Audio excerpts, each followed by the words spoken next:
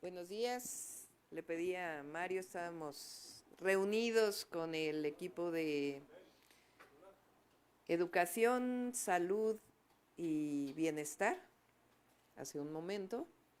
Estamos trabajando ya, como ustedes saben, son 3 programas de bienestar que estaremos incorporando a partir de 2025.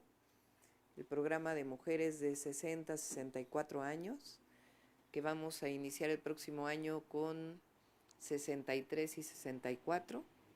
Ya en su momento, cuando entremos al gobierno, vamos a explicar, porque a partir del 1 de octubre iniciará la inscripción, la convocatoria y la inscripción de mujeres en módulos, el programa de becas para niños y niñas, que iniciaremos el próximo año con la universalidad en secundaria, que se va a hacer en los planteles educativos a partir de octubre, la inscripción a este programa, y se va a dar las becas a las mamás, para que las mamás tengan la ¿cómo se dice? La titularidad de la tarjeta, a menos que pues por alguna razón la mamá no esté presente, entonces sería el padre o el tutor. Y también inicia a partir de octubre el proceso de inscripción en las escuelas y el programa de salud casa por casa para las y los adultos mayores, que también va a iniciar un censo con un tamizaje a partir de octubre. Ya Bienestar va a ir casa por casa a los 12 millones de adultos mayores y discapacidad, que se incluye también en el programa de salud casa por casa, con un tamizaje que se llama, es decir, qué enfermedades tienen, qué problemas tienen, etcétera. A partir de ahí, también este año iniciará la convocatoria para la contratación de médicos, médicas, enfermeros, enfermeras, para que a partir de enero inicie ya el programa de visita. Entonces, todo eso ya lo estamos trabajando para que el 1 de octubre, en la toma de posesión, pueda anunciarlo claramente. Y como vamos a tener mañaneras, pues vamos a ir anunciando en las mañaneras la dinámica de cada uno de los programas. Eso por un lado. Por otro lado, como saben, ayer nos reunimos con el gabinete, tuvimos 3 presentaciones generales, una de Rogelio Ramírez de la O, el secretario de Hacienda, sobre la situación económica del país, cómo cierra y cómo esperamos el 2025, cómo vamos a construir el presupuesto del 2025, las prioridades, y también pues la visión general del gobierno y los programas prioritarios, que ya los conocen ustedes, porque son los 3 programas de bienestar, los trenes, terminar el tren interoceánico, el tren Maya, los trenes hacia el norte de la República, carreteras, que estamos definiendo cuáles carreteras, y los programas de agua, también obras importantes de agua, que ya también las estaremos anunciando como las grandes prioridades del próximo año. Además de, ya lo anunciaremos también, vamos a hacer un programa muy intensivo para poner en orden todas las concesiones de agua en el país. Entonces todo eso estuvo platicándose. Hoy en la tarde tenemos reunión también. Hoy vamos a ver temas de economía, energía,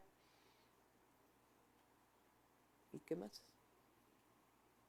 Economía, energía y obras, infraestructura, y mañana estaremos viendo los principales programas sociales y después nos volveremos a citar para seguir trabajando con el gabinete. Entonces, como ven, vamos muy avanzados y el 1 de octubre pues ya tenemos claridad de los primeros 100 días de gobierno, prácticamente día con día, qué vamos a hacer cada uno de los días. Son estas encerronas que estamos teniendo, más bien en las tardes. Como hay muchos compañeros que siguen en el gobierno, sea en el gobierno de la ciudad o en el gobierno federal, o en el partido, que todavía tiene algunas tareas Mario en el partido. Entonces les era muy difícil salir de la ciudad, entonces decidimos tomar las tardes para estas reuniones. Pues este es más o menos lo que quería platicarles. El día de ayer creo que quedó muy claro el tema de las plurinominales, cómo se distribuyen y cómo no hay margen para la interpretación de la ley. Así que esperemos que el Instituto Nacional Electoral pues actúe conforme a derecho y en su momento el Tribunal Electoral.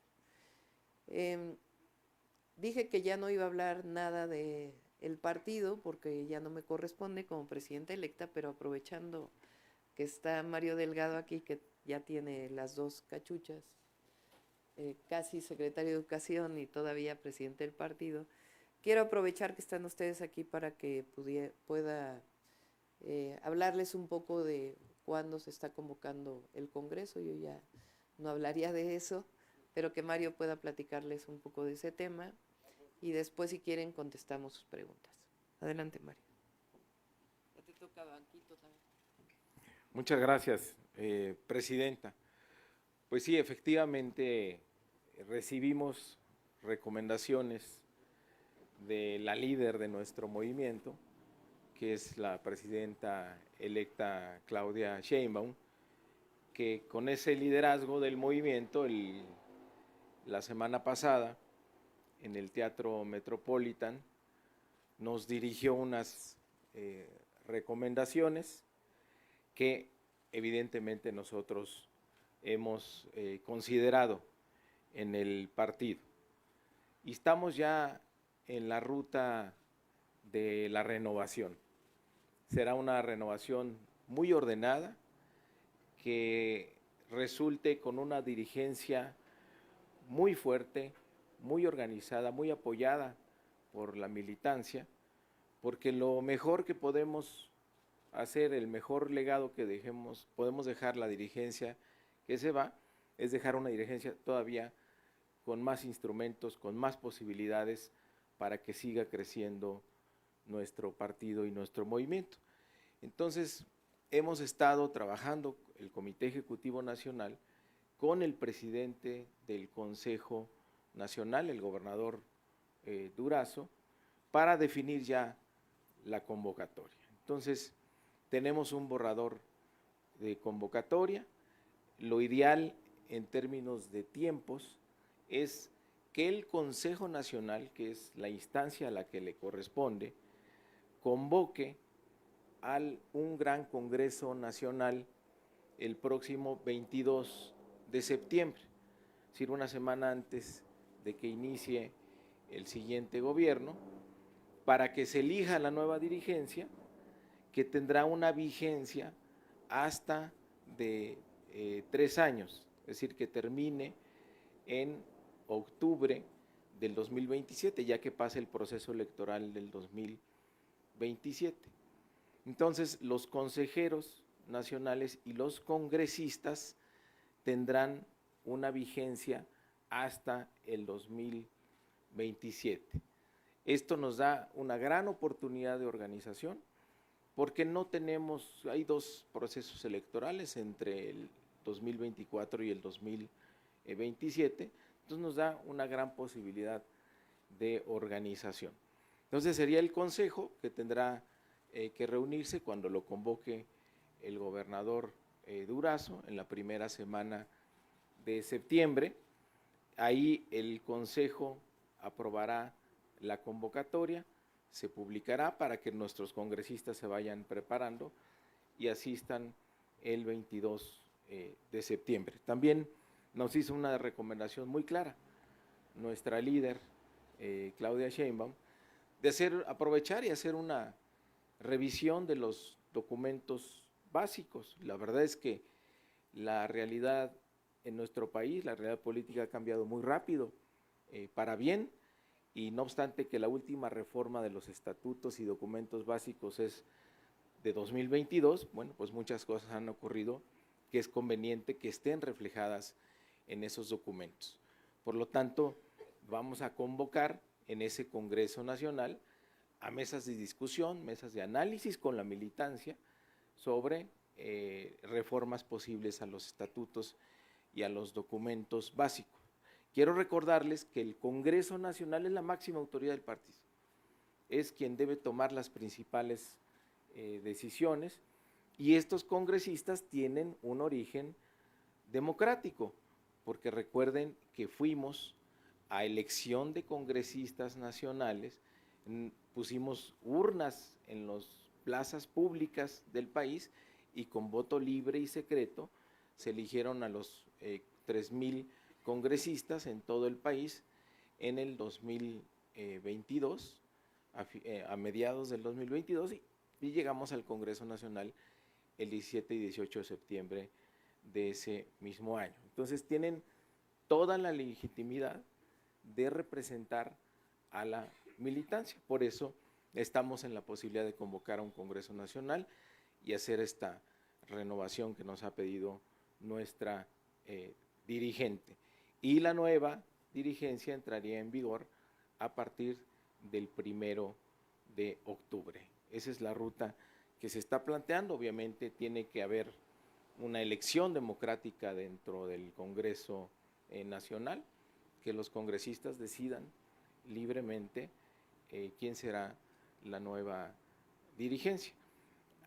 La gran mayoría del Comité Ejecutivo Nacional se va a renovar, porque muchos de los integrantes del comité, fueron diputados electos, algunos nos están invitando al gobierno, como es el caso de su servidor y de Citlali Hernández. Entonces prácticamente se renuevan todas las carteras, lo cual es muy bueno para que la nueva dirigencia entre con todas las posibilidades de trabajo y organización. Eso es lo que vamos a plantear para Morena. Y sí quiero hacer la distinción de pues lo que ocurre en los otros partidos y lo que ocurre en nuestro movimiento.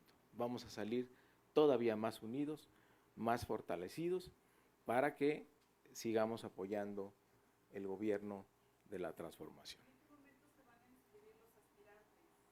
Lo detallará la convocatoria, si es antes, si se abre un plazo de registro antes o es durante el propio Congreso.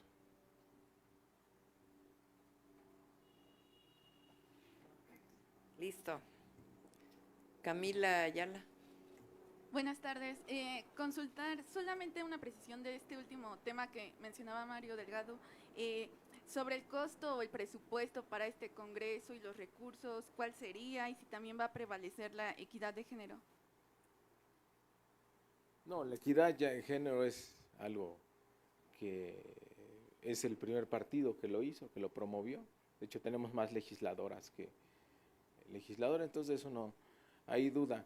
¿Dónde lo vamos a pagar? Pues del presupuesto del partido. Tiene presupuesto para gasto ordinario, entonces pues se va a pagar de esa manera. Estamos buscando el lugar adecuado, ya se los comunicaremos, pero digo, ya cuando tengamos el costo lo informaremos como siempre, ¿no? No es un tema. También preguntarle a la doctora, justamente con esta reunión que mencionaba que tuvo con Rogelio Ramírez de la O sobre qué esperan del presupuesto para 2025, también la calificadora ayer Fitch Ratings señaló que pues le preocupa los débiles indicadores de gobernanza que podrían pues estar limitando la calificación soberana de México. Y esto por la situación política que enfrenta el país. Me gustaría consultarla cómo ve estos señalamientos de la calificadora y pues también qué prioridades están dando para el 2025 en materia presupuestaria, pues tomando en cuenta lo que nos ha mencionado previamente, doctora. No leí lo que comentas, habría que leer exactamente qué es lo que está planteando la calificadora. No tendría por qué cambiar la calificación. La situación política del país es muy buena. Hay una estabilidad política en México mostrada en la última elección. Hay democracia, hay libertades, la situación económica es buena. Nosotros estamos planteando que para el próximo año podamos hacer un presupuesto que tenga un déficit de entre 3 y 3.5, y ya sabemos cómo van a salir los recursos, de dónde. Entonces no veo que, al revés, sigue de manera muy importante el deseo de muchos inversionistas extranjeros de seguir invirtiendo en nuestro país, y la situación económica es buena y el presupuesto es bueno, los ingresos son buenos, entonces no tiene por qué cambiar, al contrario, vamos a estar todavía en mejores condiciones.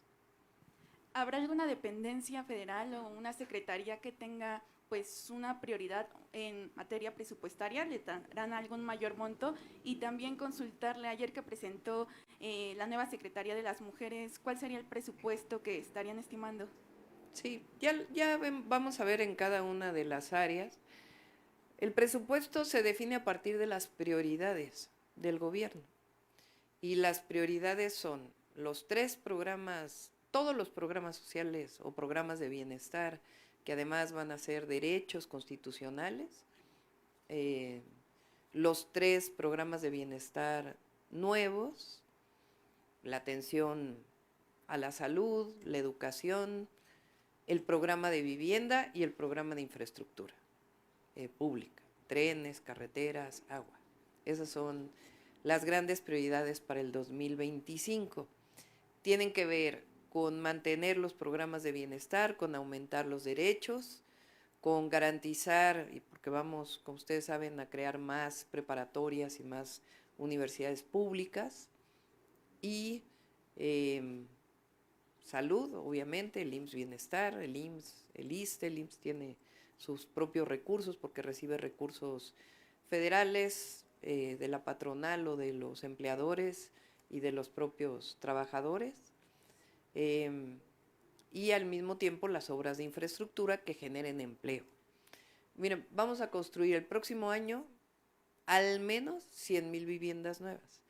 Se estima que por cada vivienda que se construye se generan 4 empleos directos, sin contar los indirectos. Eso significa 400,000 empleos nada más de la construcción de 100,000 viviendas. Además de trenes, que se estima que es por lo menos 150,000 empleos más. Eso sin contar inversión privada. Entonces estamos hablando de 550,000 empleos adicionales el próximo año. Entonces, por eso hay estas prioridades, y Secretaría de las Mujeres la vamos a hacer más territorial. Ya están trabajando con bienestar, porque, como dijo ayer Citlali, además de las tareas que tiene hoy el Instituto de las Mujeres, el objetivo es que, para empezar, llegue una cartilla de derechos de las mujeres a cada hogar de nuestro país, a cada mujer adolescente y adulta de nuestro país, que sepa cuáles son nuestros derechos establecidos en la Constitución y a dónde tiene que dirigirse si esos derechos no se cumplen. Salario, a trabajo igual, salario igual. Si eso no es cierto, ¿a dónde tiene que dirigirse para poder cumplir? Esa es la primera base de lo que vamos a realizar con Citlali. ¿Y tendrán algún estimado de monto de recursos que se le podría asignar o se pediría mayor presupuesto para esa secretaría? Vamos a revisarlo, porque lo que queremos es que, ayer se los planteé, vamos a trabajar muy integrados como trabaja ahora el gobierno federal, incluso más en ciertas áreas, de tal manera que no tenga que haber cada secretaría con sus propios promotores o promotoras, sino que bienestar ayude a las otras secretarías, como ocurre ahora. Y por ejemplo, becas que va a llevar Mario, ahora va a haber las inscripciones en las escuelas para las becas. Normalmente se hace de manera indirecta. Y ya por último, la Asociación Mexicana de Hidrocarburos ayer propuso retomar las asociaciones público-privadas para desarrollar más yacimientos petroleros. Ellos señalan que si se da pues esta alianza se podrían invertir más de 56,000 millones de dólares. Me gustaría consultarle, doctora, ¿cómo ve esta propuesta, ¿no?, de que pues se abra el mercado hacia las inversiones privadas? El mercado en ciertas áreas está abierto, está en la Constitución. Y está establecido qué porcentaje de esa extracción, si la hace un privado, le entrega a Pemex o a la Tesorería o al Estado mexicano. Entonces eso, digamos, está establecido. Lo que nosotros no queremos es regresar al pasado. Fíjense, ayer nos lo presentó el secretario de Hacienda. En el 2012 y el 2013, con la idea de que venía la reforma energética, aparecieron más inversiones. Al 2014 disminuyó. Porque no quisieron invertir, número uno, y segundo, tampoco era la panacea que habían planteado la reforma energética. Entonces, lo que nosotros no queremos es este esquema de asociación público-privada, en donde el único que pierde es el Estado y el único que gana es el privado. Ya lo ha planteado el presidente en muchas ocasiones, cómo se construyeron centros penitenciarios o cómo se construyeron hospitales, en donde todo lo ponía el privado y el gobierno pagaba mensualmente lo que supuestamente representaba la inversión, más intereses y la operación. Nosotros creemos que hay otros esquemas de colaboración con el sector privado, en donde si bien los riesgos son conjuntos, también las ganancias son conjuntas. Y hay áreas en donde el Estado pues tiene la prioridad. Entonces, no sé exactamente a qué se refieran con asociaciones público-privadas en el sector petrolero. Lo que sí es que nosotros vamos a seguir fortaleciendo a Petróleos Mexicanos. Gracias. Buenas tardes, doctora. Preguntarle, ¿qué mensaje enviaría a las y los consejeros del INE que esta semana determinarán la asignación de diputaciones plurinominales? Estado de Derecho, que se cumpla la Constitución y que se cumpla la ley. Eso es lo que queremos. Eso es lo que deben hacer. Es más, no es ni siquiera lo que queramos, es lo que deben hacer. Su deber ser tiene que ver con lo que dice la Constitución y lo que dice la Ley de Procedimientos Electorales. Y como lo mostramos ayer, no hay lugar a dudas, es clarísimo. Dice hasta la fórmula que hay que aplicar con todo detalle. Entonces no tienen por qué cambiar lo que está establecido en la Constitución y en las leyes y lo que han venido haciendo en el 2021, en el 2018, en el 2015. Al respecto también preguntarle, hoy acude Marco Cortés, el presidente nacional del PAN, al INE para pedirle a los consejeros corregir la interpretación de la ley y con ello evitar la sobrerepresentación del movimiento. ¿Qué opina al respecto, doctora? A ver, ¿quién le va a creer a Marco Cortés?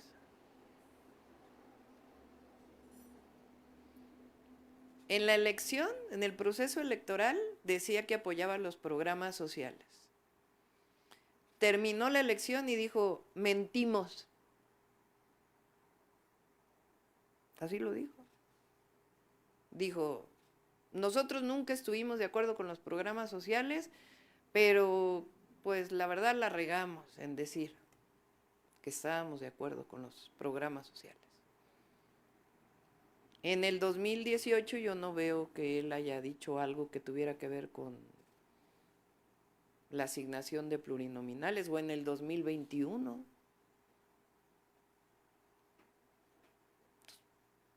¿Por qué ahora lo tienen que hacer de manera diferente? ¿Cuál interpretación? A ver si vuelven a poner la ley. El artículo, ¿qué es? Capítulo 3, artículo 15. Artículo 15 creo que es. Uy, no se ve.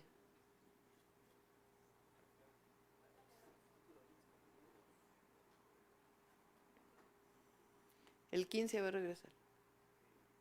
O sea, díganme ustedes qué interpretación hay. Se entiende por votación total emitida la suma de votos depositados en las urnas para, ¿qué dice ahí? Los electos de la aplicación de la fracción 2 del artículo 54 de la Constitución. En la aplicación de la fracción 2 del artículo 54 para la asignación de diputados de representación proporcional, se entenderá como votación nacional emitida la que resulte deducir la votación total emitida, los votos a favor de los partidos políticos que no hayan obtenido el 3% de dicha votación, los votos emitidos por candidatos independientes y los votos nulos. Para la asignación de diputados en el 16 de representación proporcional conforme a lo dispuesto en la fracción 2 del artículo 2 de la Constitución, se procederá a la aplicación de la fórmula de proporcionalidad pura integrada por los siguientes elementos: cociente natural y resto mayor. ¿Cuál interpretación? Tienen que hacer exactamente lo que dice la ley. Esto no tiene ninguna interpretación. Les dice la fórmula que hay que aplicar con todas sus letras. Y como decía ayer, el PAN tiene más diputados de representación proporcional que diputados que ganaron de mayoría, porque así está hecha la ley de representación para la representación proporcional. ¿A qué va a ir Marco Cortés a decir, a ver, Instituto Nacional Electoral, violen la ley en este caso? ¿Cuál interpretación? Esto no está sujeto a interpretación, es hacer exactamente lo que dice la ley. Gracias. Arturo, Pablo. Sí, muchas gracias, doctora. Gracias, Mario. Doctora, ayer asistimos a la celebración que, con motivo de los migrantes, llevó a cabo el presidente en Palacio Nacional. Es muy bonito el reconocimiento, pero en términos mercadológicos, pensando que son nuestros mejores clientes, que son los que más aportan recursos a México, hay muchas cosas que todavía están en el tintero. Vaya, saliendo de esta celebración, había gente, representante de grupos de migrantes, que estaban agradeciendo al presidente todo lo que se ha hecho, todo el esfuerzo. Sin embargo, nos comentaban ya en corto que hay consulados en Estados Unidos, incluso en Canadá, en Toronto, donde no se les ha atendido como se debe. Y eso es muy preocupante porque sabemos que hay muchos abusos a mujeres, hay acoso. A los migrantes, por ejemplo, en Toronto, los llevan a los campos a trabajar, duermen en una especie de búnkers, en hamacas, y se alimentan cada vez que llega el capataz y les lleva los alimentos. Esto ya está de conocimiento del cónsul, sin embargo, no se ha hecho mucho todavía. Hay obviamente algunos que trabajan muy bien en Orlando, por ejemplo, el cónsul se ha preocupado muchísimo por los derechos de los migrantes, incluso de su salud, llevando unidades médicas a lugares donde ellos no pueden salir porque tienen miedo de ser deportados. Esto lo ha platicado, lo ha visto con el nuevo secretario, con Juan Ramón de la Fuente. ¿Han platicado de eso y a qué conclusiones han llegado? Sí. Más que clientes, porque yo creo que está bien que lo comentes como, pero en realidad pues son nuestros hermanos, paisanos, paisanas, mexicanos y mexicanas que viven en el exterior, que aportan a la economía de México, están cerca de sus familias siempre y además aportan a la economía, en el caso de los de Estados Unidos, Hemos platicado bastante con el nuevo, quien va a ocupar el puesto de secretario de Relaciones Exteriores, el canciller a partir del 1 de octubre. Él, ya lo vamos a presentar aquí si quieren, la idea es que él atienda personalmente.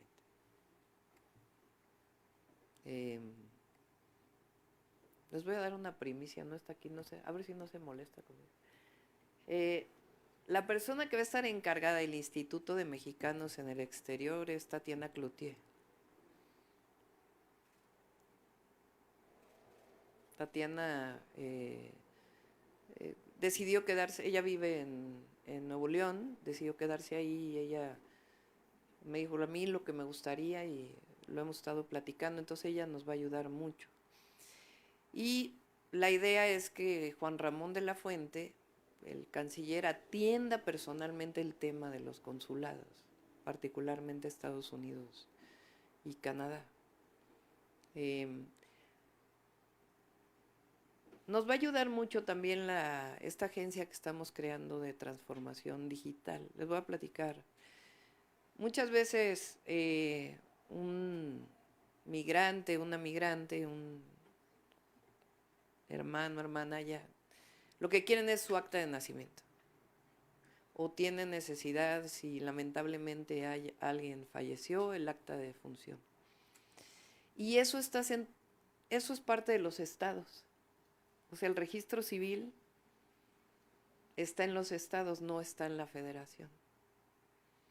Y a veces el cónsul o la cónsul no tiene la relación con los estados de la República para poder resolver un problema que parecería algo trivial. Entonces, parte de lo que vamos a hacer es que el registro civil de los distintos estados pueda tener comunicación para poder resolver no solo lo de los migrantes, sino muchos otros temas indispensables para tener bases de datos conjuntas en todo el país. Entonces, temas como esos ya los está viendo el canciller, el próximo canciller, para poderlo atender. Pero en efecto, tenemos que todavía atender más a nuestros hermanos migrantes. El cargo de Tatiana Cloutier, ¿ella se lo sugirió? Lo platicamos juntas, pues nos queremos mucho con Tatiana, además del agradecimiento por todo lo que ha hecho por el movimiento. Debería estar aquí porque le dije que le iba a anunciar, pero bueno, dada la pregunta vale la pena comentarlo. Y ella conoce pues de este tema muchísimo y va a tener la cercanía viviendo en Nuevo León, pues de todo lo que tiene que ver con la atención a los mexicanos en el exterior, particularmente en Estados Unidos. Muchas gracias. Y para Mario Delgado, si nos hiciera un comentario acerca de las escuelas de educación media y superior, si ya está viendo ese asunto, porque había problemas en cuanto a los subsistemas que querían ser desaparecidos en el sexenio que está terminando, no por el gobierno del presidente López Obrador, sino por ciertos elementos que se encontraban ahí de extracción de la derecha y que intentaban destruir algunos subsistemas de educación tecnológica, agropecuaria y del mar. ¿Ha visto algo de esto, Mario?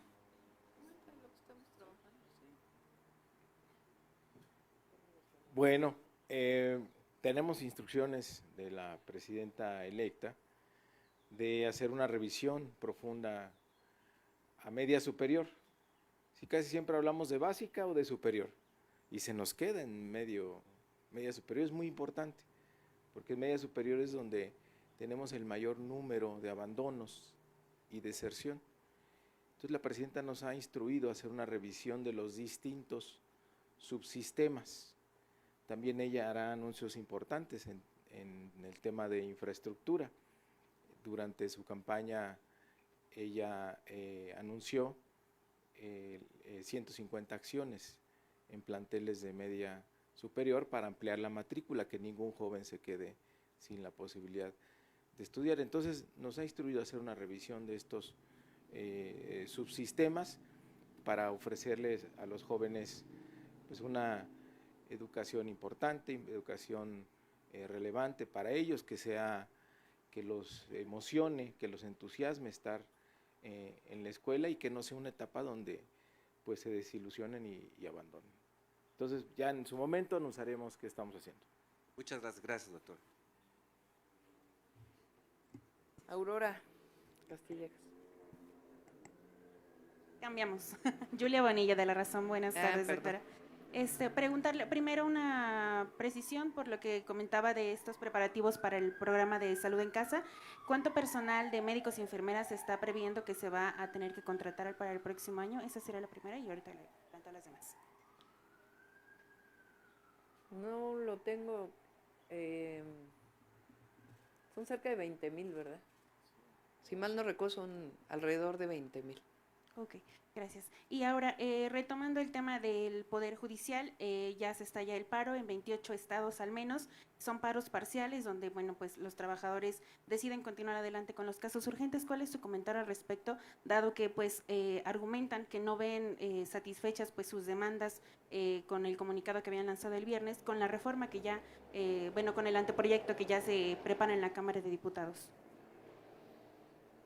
Pues respetamos su protesta, pero no coincidimos.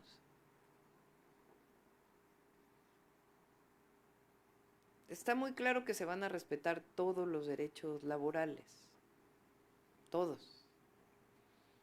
Hay un tema de carrera judicial. En uno de los viajes recientes que hice, una una mujer que trabaja en el Poder Judicial me dijo, es que ¿qué va a pasar para los que hacemos examen, para secretario, para pues, todo lo que tiene que ver con un juzgado? Y eso permanece, eso no, también lo dice ahí la iniciativa. Pero ayer salió en la jornada que no sé cuántos casos había de nepotismo, es una cosa impresionante. Yo dije 67 y ahí se habla de miles. Entonces, ahora van a tener oportunidad de ser jueces, magistrados y ministros.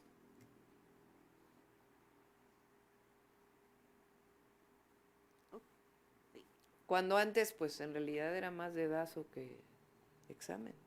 Y respecto al mismo tema, ¿cómo toma este fragmento que destaca hoy la cuenta de la Suprema Corte de una participación de la ministra Norma Piña, en donde en sus palabras dice que nadie tiene la bola de cristal de lo que ocurrirá en el porvenir y menos aún si no se cuenta con un diagnóstico serio y pormenorizado sobre el significado y la enorme trascendencia de la independencia judicial?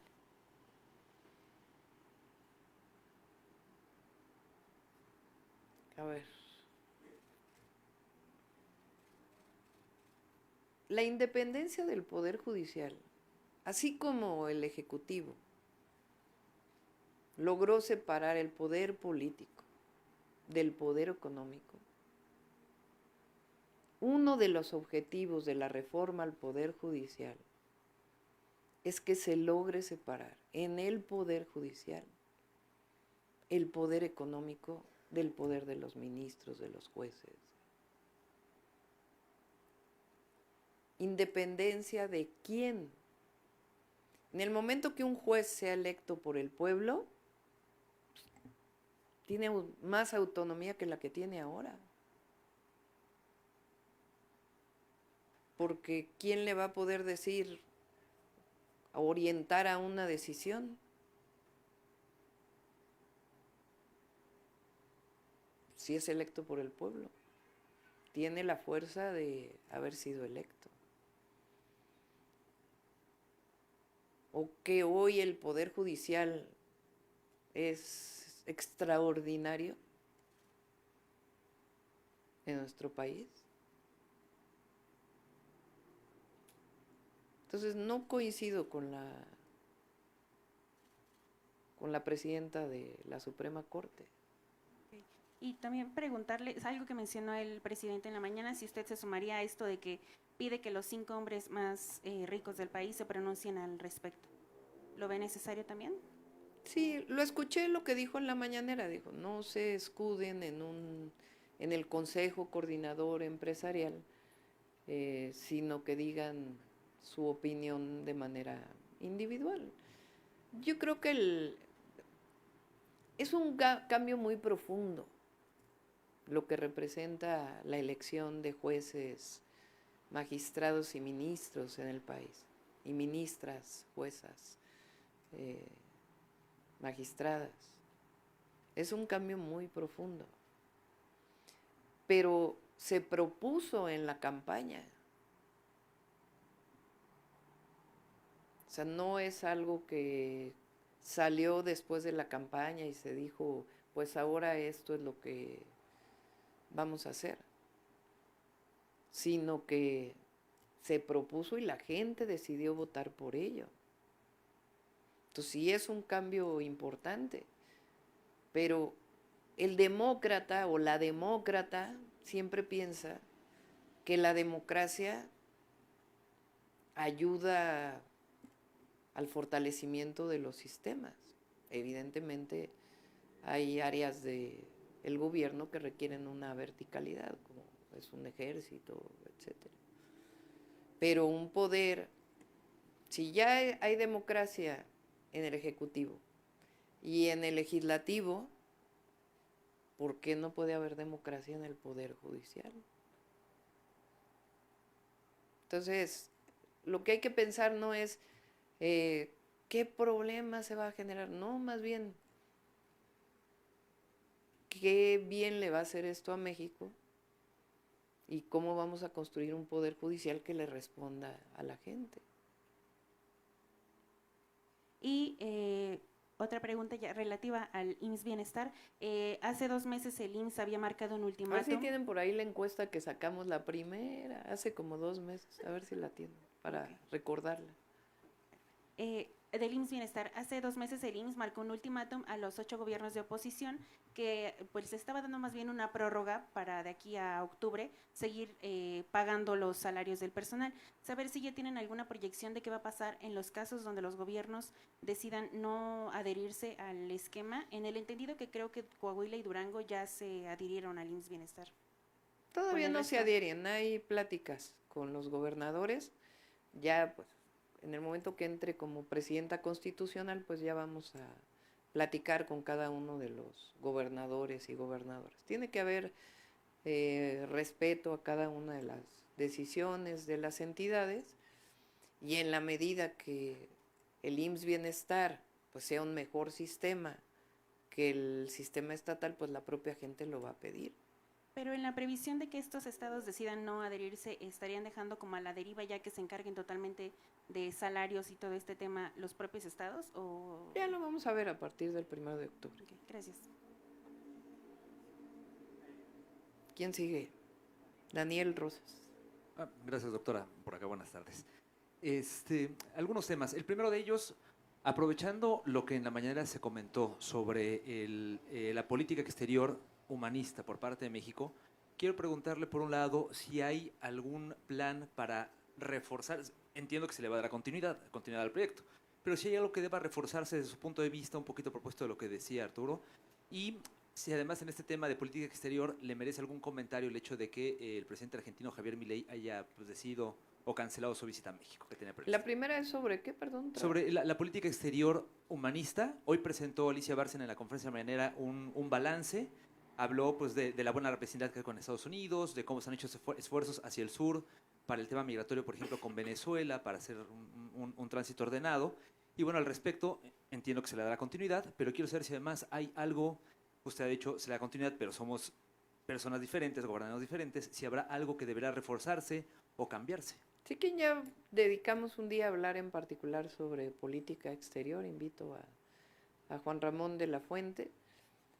Para mí la política exterior del presidente López Obrador es un timbre de orgullo en su relación con nuestro vecino del norte, que es de respeto, de colaboración, de iguales, no de subordinación, pero al mismo tiempo de una gran comunicación, y con todos los países igual. Y ahí en donde ha habido problemas se ha sido igual, con mucha fortaleza. El rescate que se hizo en su momento de Evo Morales, o el rompimiento de relaciones con Ecuador por haber invadido la soberanía de México, o en el caso de Perú.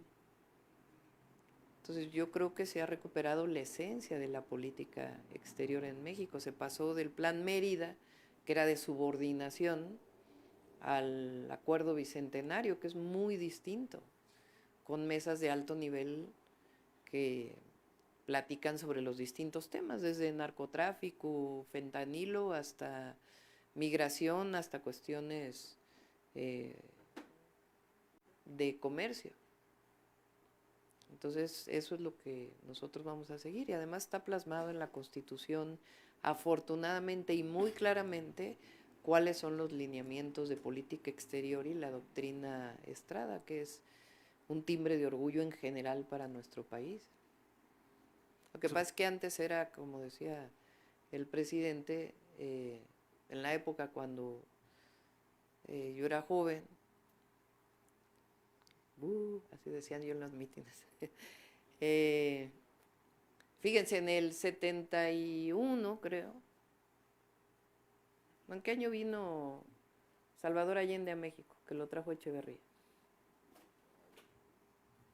71, porque 73 fue el golpe de Estado en Chile, 72, que fue a la universidad, 72, que fue a la Universidad de Guadalajara.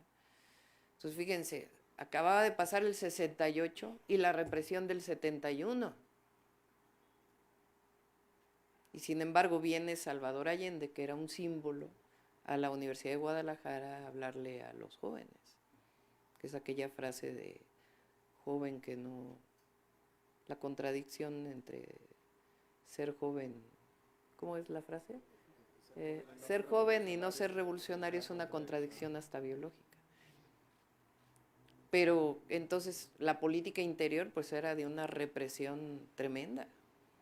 Y hacia el exterior pues era de reconocimiento de gobiernos como el de Salvador Allende. Hoy es distinto. La política interior tiene que ver también con la política exterior, sin intervencionismos, sino de construcción de la paz y de respeto a las soberanías. Doctora, en este caso, por ejemplo, estas mesas, ¿de qué tanto están sirviendo si al final del día Estados Unidos no comunica a México operativos tan importantes como, por ejemplo, la detención de la luz? Sí sirven, porque hay muchas cosas en las que se colabora y ahí donde no se está de acuerdo, pues también se hace público. Fíjense, ahí también cambió.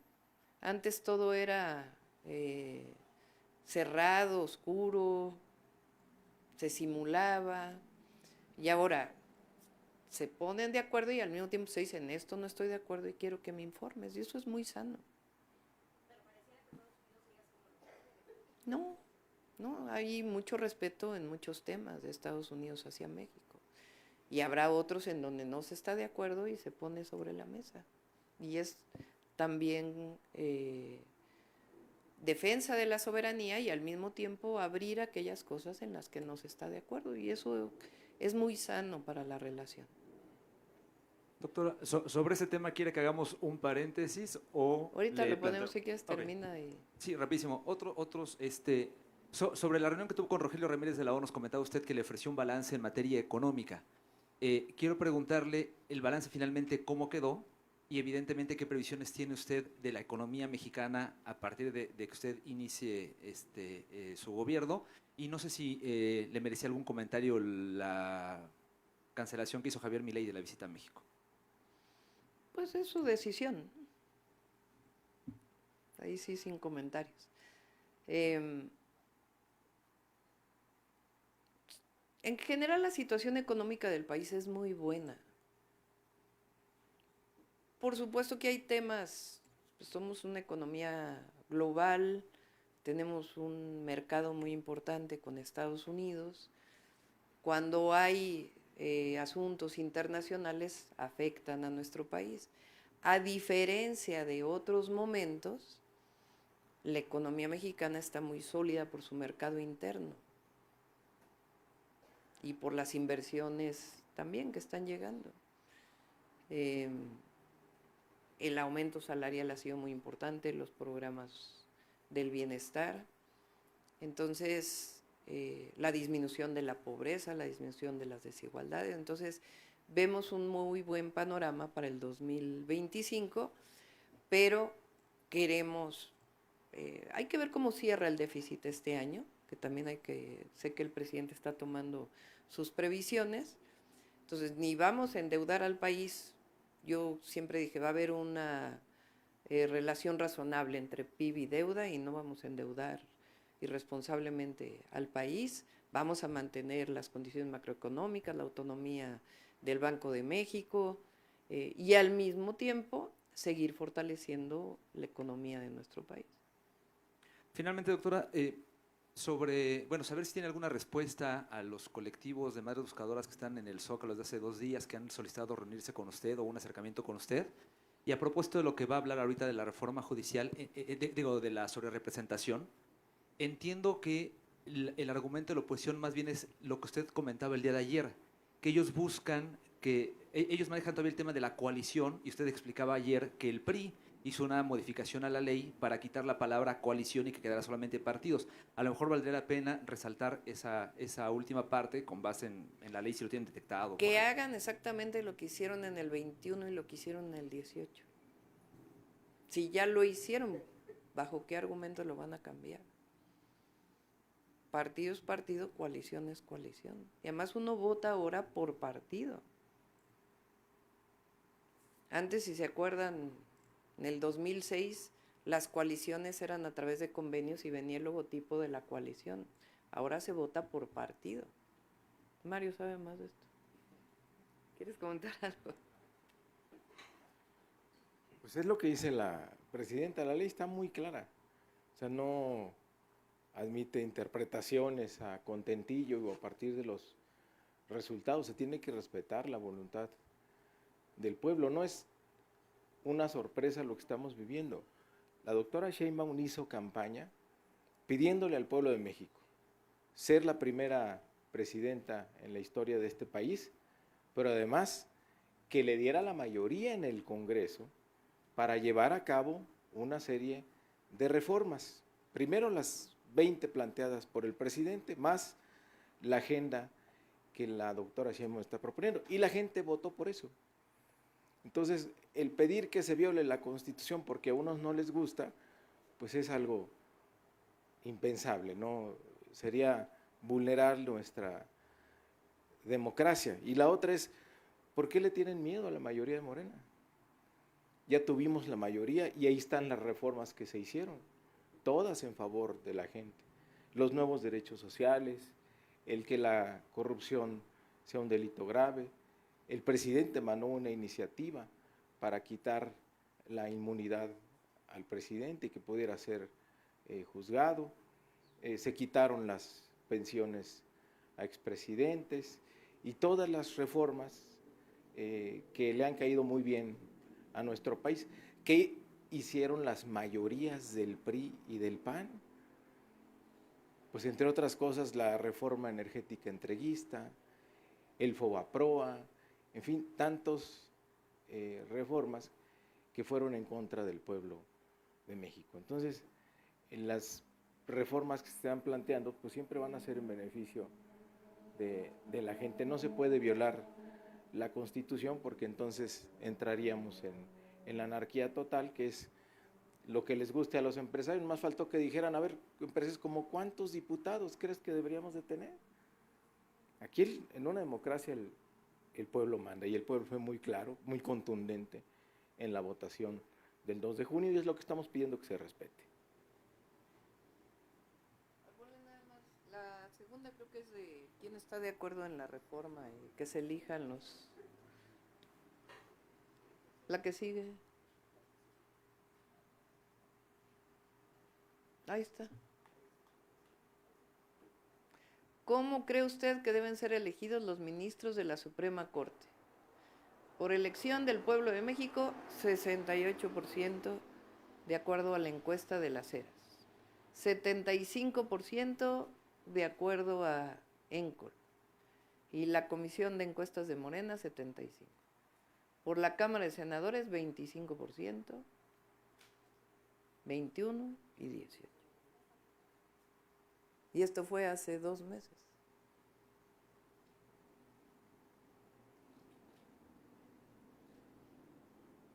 Entonces la gente sabe por lo que votó, ¿no? Y sabe por qué lo hace. Porque hay esta idea de que se manipula al pueblo. Nosotros no estamos de acuerdo con eso.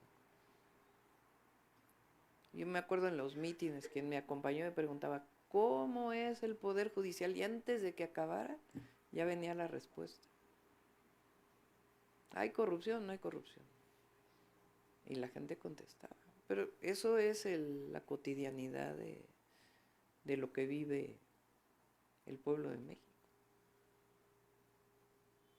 Entonces hay una mayoría que dice, pero una mayoría muy importante, más de los que votaron por mí, 75% en el caso de la encuesta de ENCOR.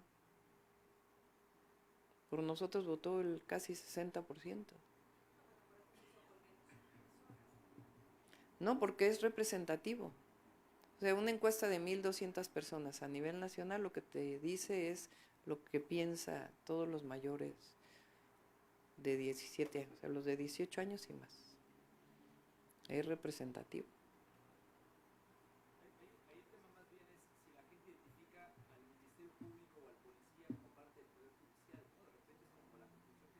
Ahí está muy claro, ¿no? Ministros de la Suprema Corte. No creo que haya confusión en decir ministros de la Suprema Corte.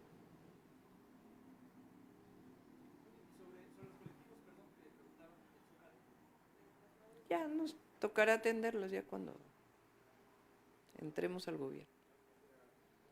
A ver, algunos más. Acá ahora sí vamos a recuperar a Sonora Power, porque ayer no le dimos la palabra. Gracias, presidenta. Bueno, varios temas. Mire, me llamó mucho la atención sobre esta discusión que hay sobre el tema de la sobrerepresentación supuesta. Una amplia reflexión que hace yo creo que debe ser del PRI todavía, Eduardo Andrade, que era senador y diputado federal en su momento, y que él dice que en apego a la verdad, la razón está del lado de ustedes. Es una amplia disertación que él presenta en Twitter en respuesta a una carta que presentó por ahí Lorenzo Córdoba. Sería muy interesante que la retomaran, porque el tema es que hay voces fuertes al interior del Partido Revolucionario Institucional que dice él al final de su reflexión que si bien tiene muchos amigos que son de los abajo firmantes, él, citando a Platón, dice: yo soy más amigo de la verdad, y la verdad es esa, ¿no? Que las fórmulas y lo que dice la Constitución les dan la razón a ustedes. Creo que es muy importante. Y bueno, ese es el tema de fondo, pero el tema evidentemente que está detrás es el asunto de la elección de los ministros y los jueces y los magistrados. En este sentido, el presidente hace un par de semanas emitió ya una opinión hablando de la necesidad de que, bueno, una cosa es el Poder Judicial de la Federación. ¿Qué pasa con los estados? Porque hay una cuestión importante aquí. Mire, el 80% de los delitos se cometen en el fuero común. Solamente el 20% son delitos federales. Y evidentemente los delitos del fuero común son los que nos afectan a los ciudadanos de manera directa, ¿no? Los homicidios, los robos, la violencia intrafamiliar, entre algunos otros. Mi pregunta, doctora, en particular es si usted está de acuerdo con que después de que se termine con esta discusión de lo que es la reforma al Poder Judicial de la Federación, se tenga que pasar también a los estados. Ya viene en la propuesta. Ya viene. En la propuesta viene ahí en los transitorios de que tienen hasta el 2027 los estados para hacer lo propio y modificar sus constituciones. Y en este sentido también hay otra discusión, lo planteaba el compañero hace un momento. Una cosa son los jueces, ¿no? Pero ¿y qué tal con los ministerios públicos y los fiscales? Yo hace un par de meses le comentaba este tema al presidente. En Estados Unidos se eligen, por ejemplo, a los fiscales de distrito, a los jueces locales. Si estarían ustedes en apertura de que también se eligiera por voto directo justamente pues a los ministerios públicos, a los fiscales de los estados, al fiscal general de la República, porque creo que es la otra parte, ¿no?, de la administración de justicia. Pues vamos a empezar con Poder Judicial y luego en diálogos por la transformación se hizo una propuesta integral que no viene lo de la elección en el caso de ministerios públicos, de las fiscalías, pero sí viene la integración de varias propuestas para un sistema de justicia, que ya tendría que ser una siguiente etapa. En un tema totalmente distinto, doctora, me gustó mucho su mensaje, debo decir, el jueves pasado, y me llamaba mucho la atención la parte donde usted habla primero de defender el legado o los legados del presidente Andrés Manuel López Obrador, porque bueno, usted reflexionaba que hicieran voces en la oposición que usted negara o renegara del presidente López Obrador, y usted dijo, bueno, que desde su punto de vista es el mejor presidente en la historia de nuestro país. Yo quisiera que nos diera, a partir de su reflexión, cuáles son los 3 principales elementos, por ejemplo, en materia económica, en materia política, en materia social, cuáles son esos legados que usted defendería. A ver, yo creo que hay muchas contribuciones del presidente, ¿no? La primera es justamente la separación del poder político del poder económico y tener un gobierno que represente al pueblo de México. Y es en muchos sentidos, no solamente en el fondo del gobierno, cómo ha cambiado el modelo económico, que sería la segunda, sino también yo digo que el presidente ha recuperado o nos ha recuperado la dignidad y el orgullo a las mexicanas y los mexicanos. Cuando el presidente habla permanentemente de la grandeza de México, de cómo México tiene no solamente las culturas precolombinas, sino también pues, los grandes héroes. Él dice, ¿no? No cualquier país tiene un Hidalgo, un Morelos, un Juárez. La Reforma fue visionaria, pero igual la Revolución Mexicana fue la primera revolución social del siglo XX y lo que logró. Entonces, ese orgullo que pues en todo el periodo neoliberal parecía que la imagen del mexicano era el del flojo, el de como si nuestra visión estuviera en otros países, lo que quisiéramos era estuviera fuera de México. Y no, está aquí. Entonces, yo diría que son, por un lado, la separación del poder político y económico, un nuevo modelo de desarrollo para el país, que podemos detener mucho en ello, y la otra es esa dignidad y el orgullo. Y yo pienso que nos va a tocar seguir con eso, pero a mí me va a tocar también sacar el orgullo de ser mujeres. Porque durante años también a las mujeres se nos dijo, tú no puedes, tú no tienes derecho, tu abuela no tiene derecho a ir a la escuela, no tuvo derecho a votar, tu bisabuela, tu papel es estar en la casa, ni se te ocurra ser policía porque eso no es para mujeres, o no hables porque no te corresponde. O sea, a nosotros nos va a tocar seguir defendiendo, por eso yo digo, es transformación y seguir defendiendo nuestro orgullo como país, como mexicanas, como mexicanos, a nuestros hermanos que viven en Estados Unidos, pero también nos va a tocar el reconocimiento de todas las mujeres, desde la mujer que vive en los altos de Chiapas, que a veces no es reconocida, hasta cualquier mujer en nuestro país. Yo por eso dije en ese discurso, es transformación y es tiempo de mujeres, porque eso nos identifica, y cuando digo llegamos todas es por eso, no solamente los cambios jurídicos, legales, sino lo que significa para nosotros poder acceder y la igualdad. Entonces sí nos va a tocar también elevar el orgullo de ser mujer. Ese es su principal reto, doctora, sin duda. De hecho, en algún artículo que escribí para SDP Noticias hablo de que usted cumple lo que pregona, y eso es muy importante en un político. Finalmente, hoy el presidente nos reveló que van el sábado a mi tierra, que van a Guaymas en particular. Sí. Y bueno, le he puesto el tema en un par de ocasiones, creo que es propicio hoy que me responda un poquito más de lo que está viendo de Guaymas. Mire, le pongo contexto. El gobierno del presidente López Obrador ha invertido más o menos 7,800 millones de pesos en la reconstrucción del puerto, la infraestructura portuaria, el recinto, pues, el tema de la carretera, que también es muy importante, y que se vincula, bueno, como usted sabe, a través de la Federal 15 hasta Nogales y hacia el sur, hacia Sinaloa, pero también la carretera que va y se está ampliando justamente hacia Chihuahua. Temas relevantes, ya hay también avanzado el tema del ferrocarril, en particular en la conexión hacia Nogales. Y bueno, es evidente que para nosotros, para los sonorenses, el tema de Guaymas pues es nuestro boleto dorado, ¿no? Porque es una de las herramientas de que disponemos para patentar el desarrollo futuro de Sonora.